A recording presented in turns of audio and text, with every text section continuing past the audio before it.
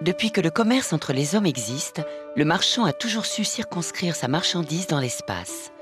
Certes, au début, les choses étaient assez rudimentaires, mais au fil du temps, la manière s'est affinée, passant du simple banc sur des tréteaux au magasin que l'on connaît aujourd'hui. Au XXe siècle, la manière de vendre se rationalise avec le marketing, le stylisme, le design, qui, après les grands magasins, ont fini par être appliqués pour l'ensemble des espaces commerciaux. Cette manière de présenter les étalages répond à quelques règles de base qu'il convient d'observer.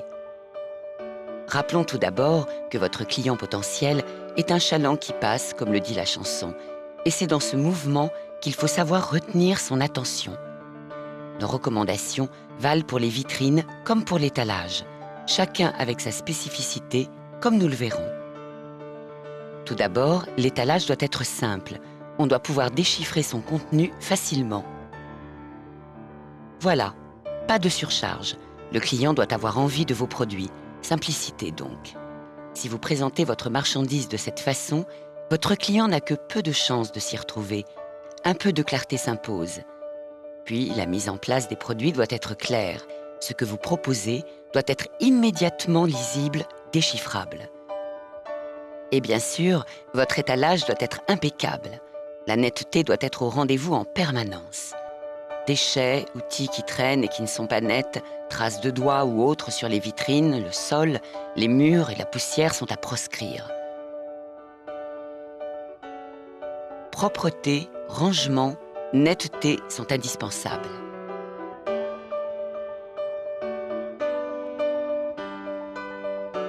Un étalage éclectique ne facilite pas l'acte d'achat. Mélanger les fromages de chèvre avec les brebis, les couleurs, les formes d'étiquettes complique le choix de l'acheteur. Votre client doit pouvoir lire en un clin d'œil le message de votre vitrine. L'homogénéité de votre étalage va permettre au consommateur de choisir plus facilement parmi les produits et favoriser son intention d'achat.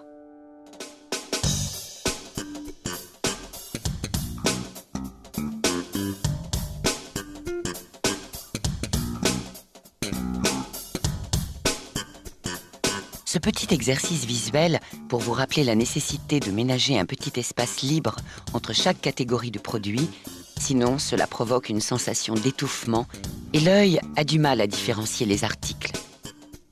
En séparant légèrement les catégories, on crée une ponctuation à l'instar des espaces dans une phrase. L'étalage respire. Il a un rythme et le cerveau institue d'emblée une sorte de grille de déchiffrage qui va lui permettre de choisir plus facilement. On le voit encore avec cet exemple. La trop grande proximité des catégories de produits gêne leur appréhension. Pour rendre plus efficace la lisibilité de votre étalage, vous pouvez assembler les produits par groupe de formes, de couleurs ou de dimensions.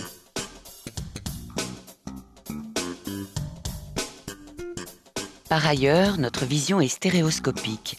Elle appréhende l'espace en 3 dimensions, en relief. Il vous faut donc aussi prendre en compte la profondeur de votre étalage pour valoriser votre marchandise. Votre vitrine, votre étalage, votre espace de vente sont en couleurs.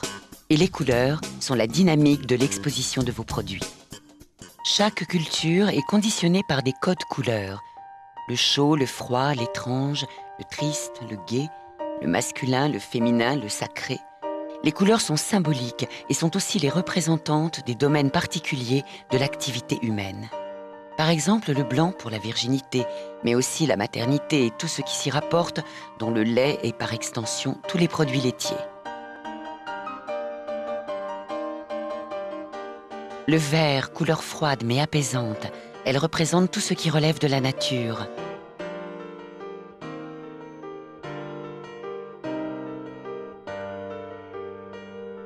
Le bleu, c'est le ciel ou l'eau, la mer, la perspective d'un horizon.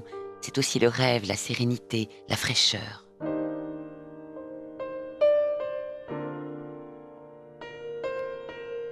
Jaune comme le soleil, la chaleur, la fête, la joie.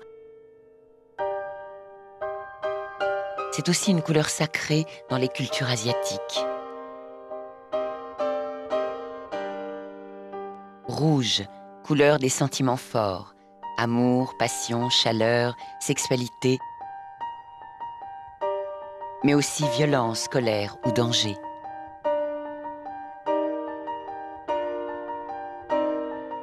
Entre rouge et jaune, le orange est une couleur tonique qui exprime la joie, la créativité, l'optimisme.